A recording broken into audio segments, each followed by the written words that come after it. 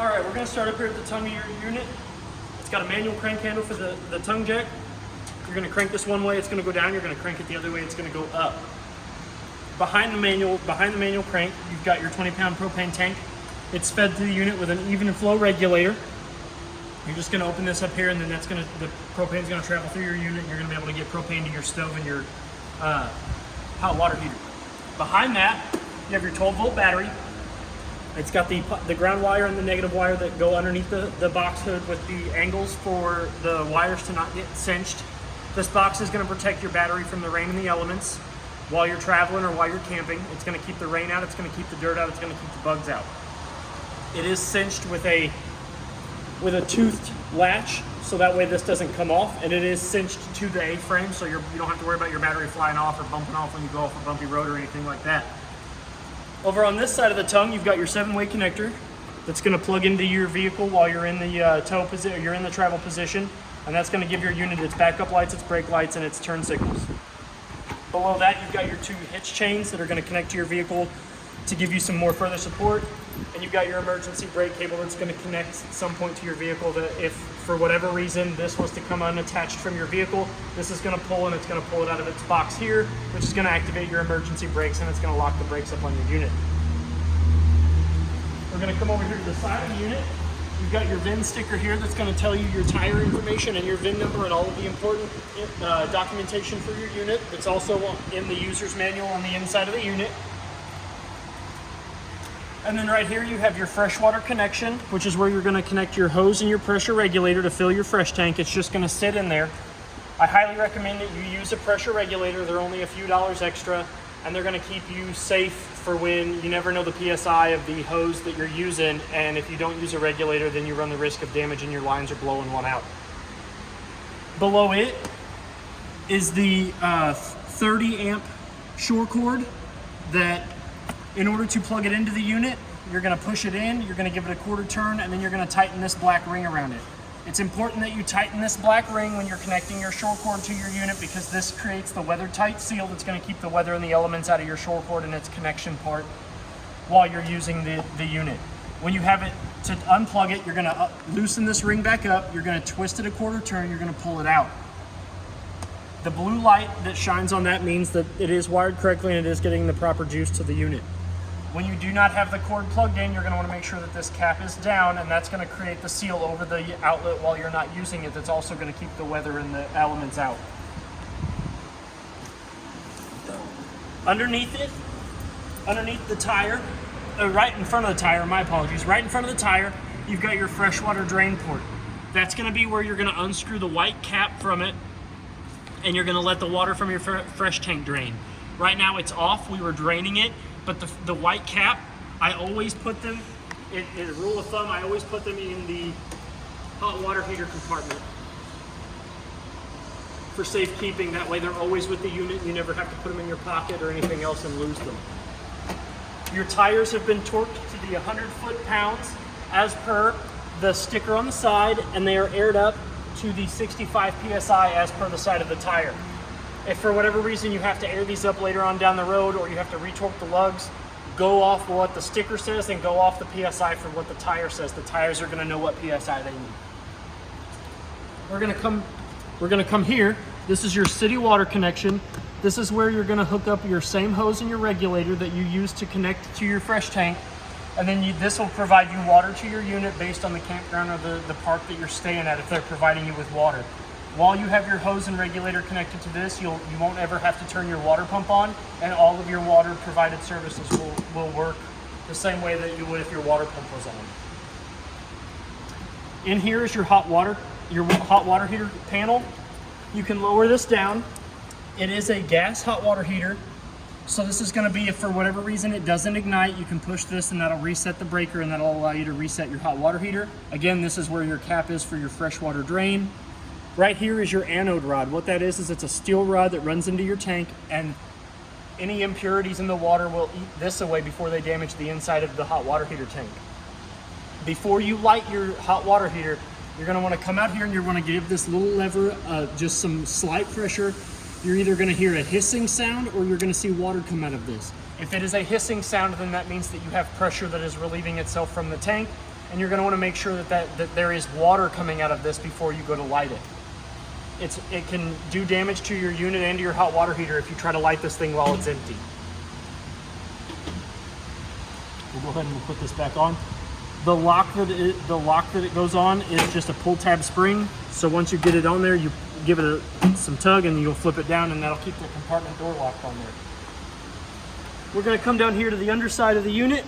Right here, this red line and this blue line that have white caps on them, those are your low water drain points. Those are going to be for winterizing and dewinterizing your unit. If you ever have water in your unit that you want to get rid of, whether it be in the lines or in the tanks or in the systems, you can undo these two lines here, and all of the hot water and all of the cold water that's in your unit will come out of those two lines right there. You have your black tank and your gray tank valves right here. In order to use your valves, you're going to want to undo this cap. It just twists off, and you can set it up on top of the valves. And the order of operations that you're going to want to do, you're going to want to pull your black tank first. That's going to drain out all of the water that's in your black tank, which your black tank is your toilet. Then, when that starts to run a little slow, you can give your gray tank valve a tug, and that will open up the gray tank, which is going to be your shower, your shower and your kitchen sink, and your well, that's it, your shower and your kitchen sink. So you always want to do black first and then gray. And you always want to make sure that this cap is off before you pull those, or else you're not going to drain it properly. And never do that without attaching your sewer hose, which yes. is not included with your unit. Not included. Down here you've got one of two of your stabilizer jacks. They are for stabilizing the unit only. They are not for lifting and leveling. So you're going to lower this. It's a 3/4 socket, 3/4 inch socket. There is a manual crank handle provided, but you can also use a socket of your own, but it is 3/4. And it is not for lifting or leveling the unit. It is for stabilizing it only. It keeps it from rocking back and forth as you're walking around in it or you're camping over the weekend in it. Above that, you've got your park cable port here.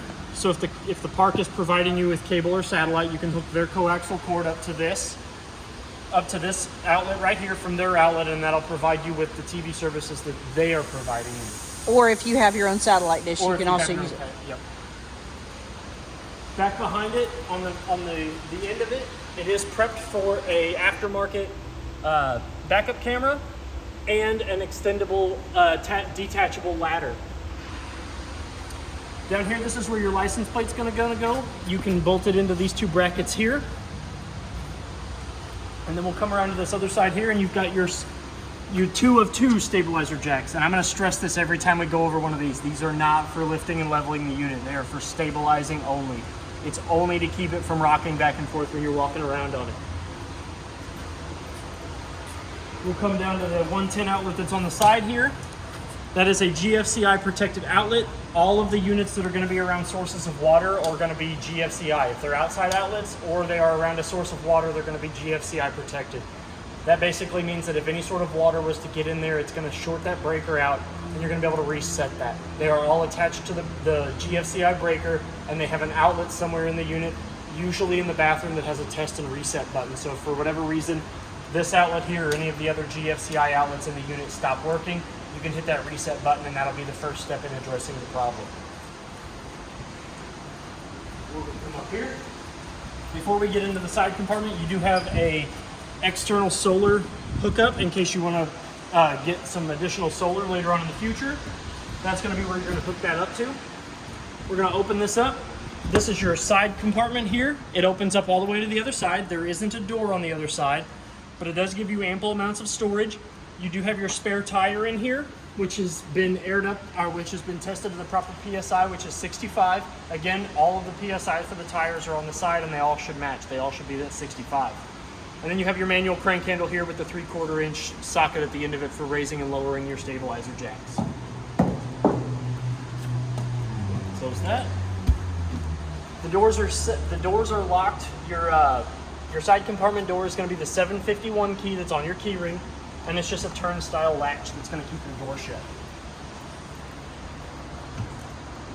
So before we go into the unit, I'm going to show you the entry steps. In order to get these up and down for when you're going into travel position and you're at your destination, you're going to lift up on the bottom step. That's going to create a handle, and then all of these are going to lift up, slide up over that curve, and those are going to be, that's how your entry steps are going to go into travel position.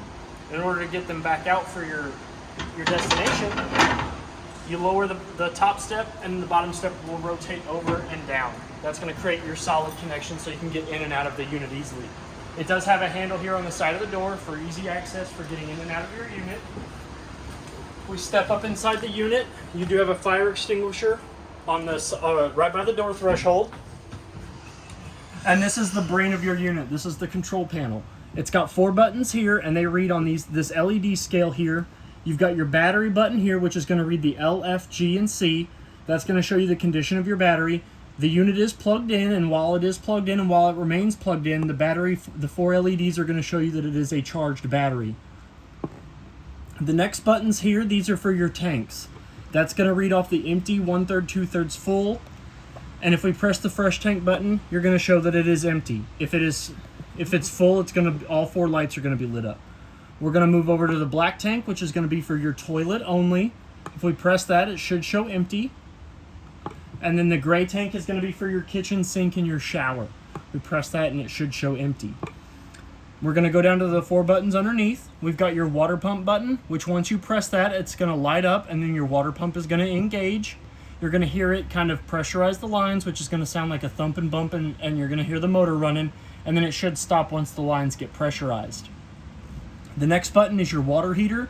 You're going to flip this button up. It's going to illuminate. That's going to ignite your water heater. You're going to see the DSI fault button light up. Once that lights up for about a minute, it will go off, and if you're standing outside by the hot water heater, you'll hear it click. That's the sound of the pilot light igniting underneath the system, and then you should hear the roar of the flame come out, and you should be able to see the flame coming out.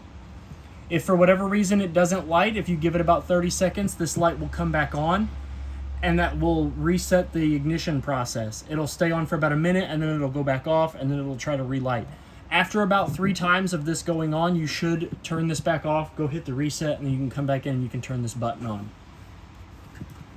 This is going to be the light switch for your interior lights. It's going to be all 4 of the lights on the inside of the unit. If we turn it off, all 4 come off, and if we press it up, all 4 come on. All of your unit's interior lights are manual, so you can turn off individual lights if you wish. The 4 that are powered by this switch, they have to be on for this switch to be able to work. So if whatever reason, if you come into your unit and you turn all your lights on and one of them's off, your first troubleshooting step is going to be to see if the light actually comes on or not with the press of the button. The next switch here is going to be for your awning lights if they were installed on the unit. So right now this button doesn't do anything.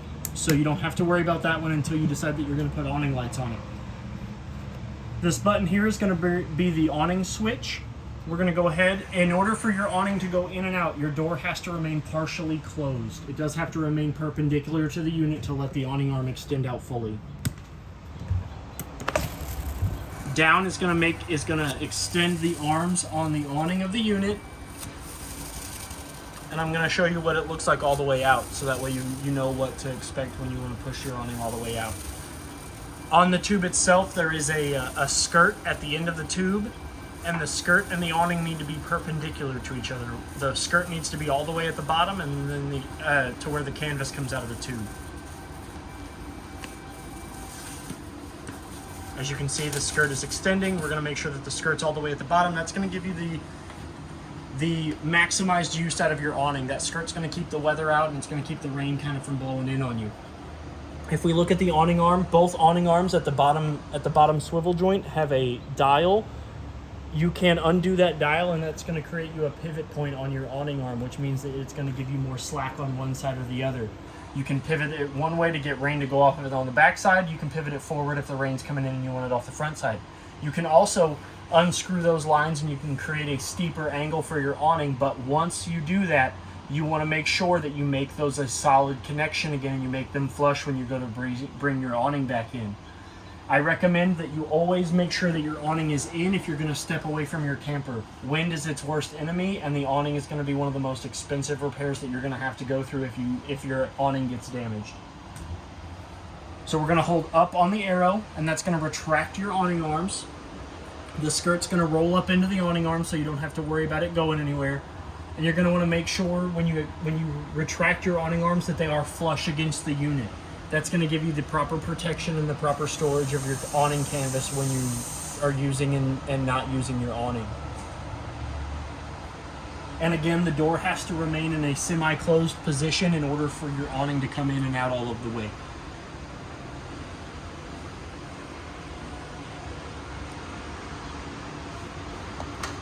Once you hear a click, then you'll know that your unit arms are flush against the unit and we can proceed. Up above us, we have your manual vent fan. The vent itself, it is a manual handle. It's got two kind of teeth on it, and it's got holes in the orientation guide for how far open you want to have your vent fan.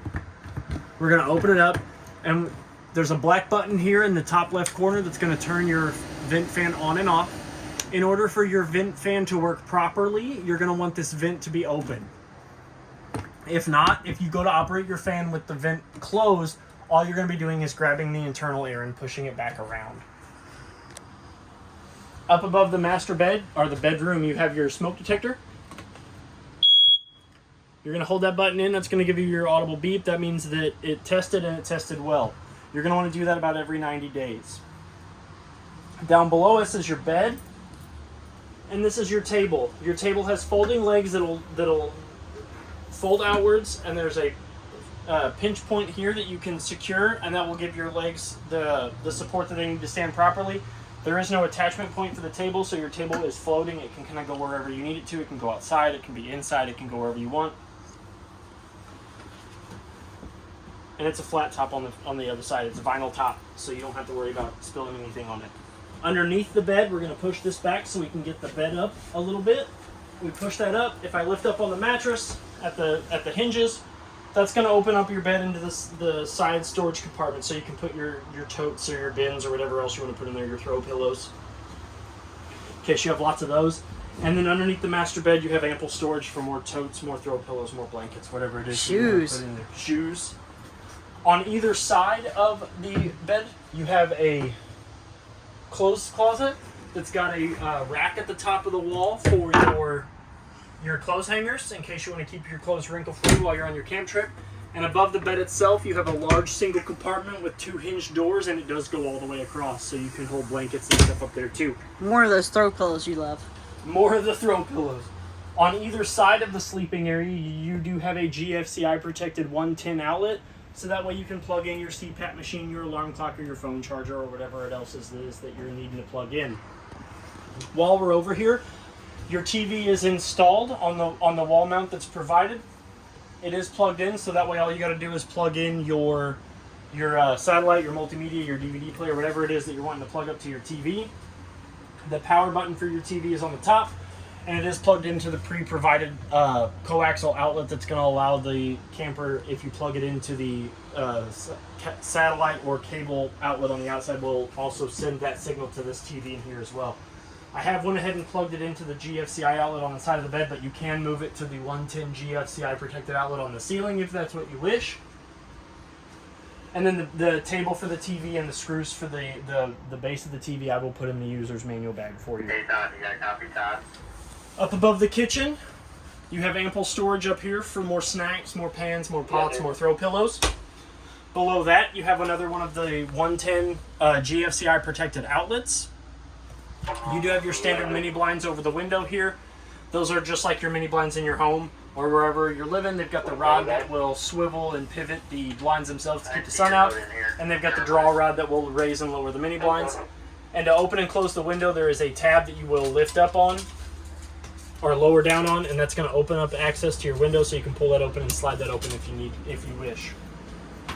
You do have a 2-burner gas stove. You never want to try to cook on this glass top. This is for protection and more counter space only. In order to use your oven or your stove, you're going to want to lift up on this, and that's going to create you a backsplash.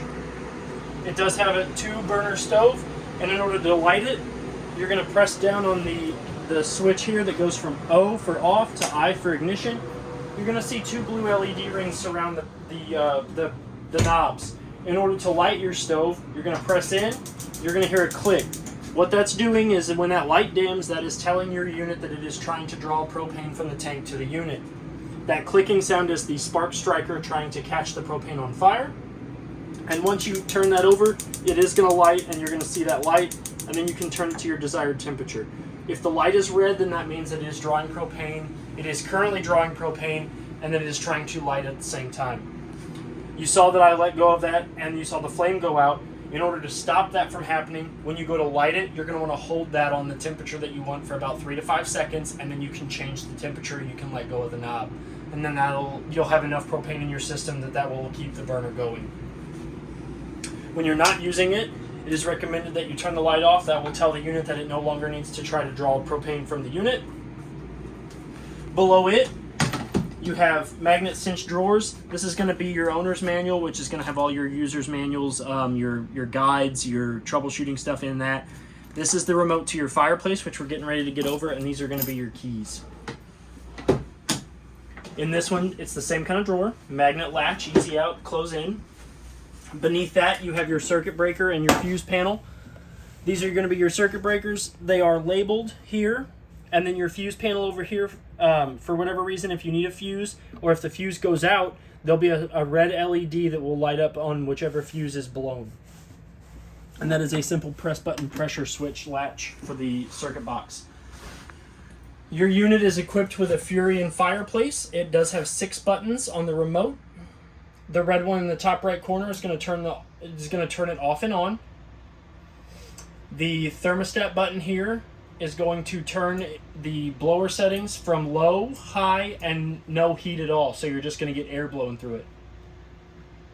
The arrows allow you to manually change the temperature of the heat that's coming out.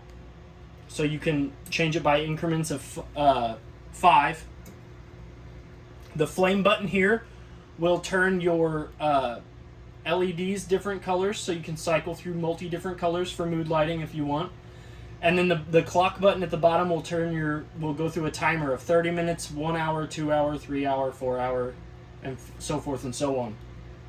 When you go to turn this off, you will still hear the element and the blower going. It's going to go down into a cool down cycle, and then it will eventually turn off after about a minute.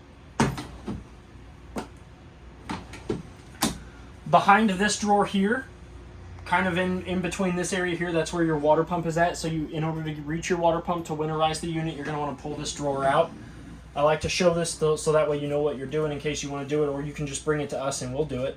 There are 2 black tabs. Once you pull this drawer all the way out, there are 2 black tabs that will allow this to enter and exit out of the arms. You press down on those and you can pull that drawer out. Your sink has 2 modes: hot, which is going to be perpendicular to the faucet itself, and cold, which is going to be parallel to the faucet. In order to draw water from them, you're going to pull back on the knob. That's how you draw water from the unit. And up in the knob being fully up is going to how you draw cold water, and then when it's fully to the side, that's going to be your hot water. And if this ever gets loose, it's just screw in so you can tighten it. So if this ever gets jiggly, it's not your faucet. You can just give this little handle a twirl and it'll tighten it back down for you. It does have a stopper which just fits in with the 4 teeth. It just fits into the drain, so you don't have to worry about that. Up above the refrigerator, you have your second GFCI kitchen protected 110 outlet, so you can plug in your margarita machines, your blenders, air fryers, pressure cooker, throw pillow cleaner. And then below that is your refrigerator freezer combo. Up here is your freezer, and down below is your refrigerator. The control knob for that is right here. We usually try to turn them onto the max setting, so that way when you're ready to come and pick your unit up, the refrigerator is nice and cold for all of your beverages and snacks for your camping trip. Behind us is a single large compartment with 2 hinged doors. They are cinched with magnets, so you don't have to worry about them coming open while you're traveling. They're pretty strong. Below that is a couch that turns into either a sleeping area or a storage bin underneath it. You can remove these couch cushions. They do have Velcro on the back, so if you want to secure them with the hook and loop style Velcro, you can lay a strip down and then you can attach them to that. If we lift up the cushion, that'll open you up to more storage areas. And it's also got your will in there. But you have ample storage underneath there for secret throw pillows. Secret throw pillows. Or secret snacks. Oh, secret snacks. In case you don't want anybody to know where you got your snacks hidden. And then your pillows, your couch cushions just kind of sit up against that. You have your air conditioner up here. It's got two knobs on the face of the unit. This one's going to control the fan speed, and this one's going to control the temperature. As you can see, it's got a blue and red gradient to it. The more red the black portion is facing, the hotter the temperature, and the more blue of the gradient is going to be your colder temperature. The next knob here is going to have varying sizes of a fan picture, and it's going to have a small blue fan and a big blue fan. The blue fans are going to be your AC buttons. It's low and high, and then the white fans are going to be your blower option, so you're just going to get your air blowing through that. It does have two black knobs that give you omnidirectional flow, so that way you can close and open up each vent, one facing the bed, one facing the bathroom. And it does have two panels here that have your air filters.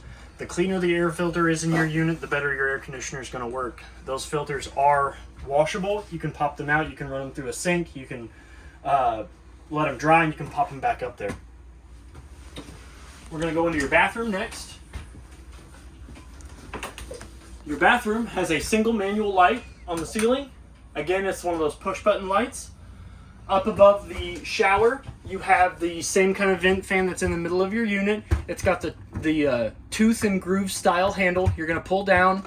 You're going to swivel it to whatever orientation that you desire. And then it's got the black button here that's going to allow your fan to turn on. So we'll open up that vent. We'll turn your fan on. It blows. Turn it off. And you can close the vent. And again, I recommend that you never try running that fan with the vent closed, because if it builds up too much heat on that motor will burn up. You do have a shower with a I call it the switch person stopper. If you're taking a shower and your significant other, your kids, or whatever it is, somebody else is going to be taking a shower in here, you don't have to turn the water off. You can just hit that button and it'll let the water stop flowing throughout the head, so you can get in and out of your unit. You do have hot on the left and cold on the right. And it does have a shower curtain rod here that cinches in the back with Velcro, and then it'll extend all the way over to the other side here. Ample room in the bathroom for clothes, or throw pillows, or snacks, or toilet paper. Yeah, that's a lot of storage. That's a lot of storage. It's really nice. Hide and seek. And then your toilet is a 2-valve toilet. There's no water running to the unit currently, so I can't show you the flow, but if you put your foot halfway down on the pedal, your bowl will fill with water, and then if you floor it, that valve will open and allow you to drain your toilet into the black tank. It has the auto close. The auto close. Pretty cool. I think I've gone over everything. If you have any questions... That part of I'm going to show you if that one's part of the interior lights. Yep, that one is. See, I turned it on and it didn't. I turned the interior lights on and that one didn't come on. And my first troubleshooting step was to click that button to see if it was part of the switch. But that should be everything in your unit. If you have any other questions, feel free to reach out to me. My name is Trey. I'm here at Parkland RV, and good luck and happy camping. Thank you.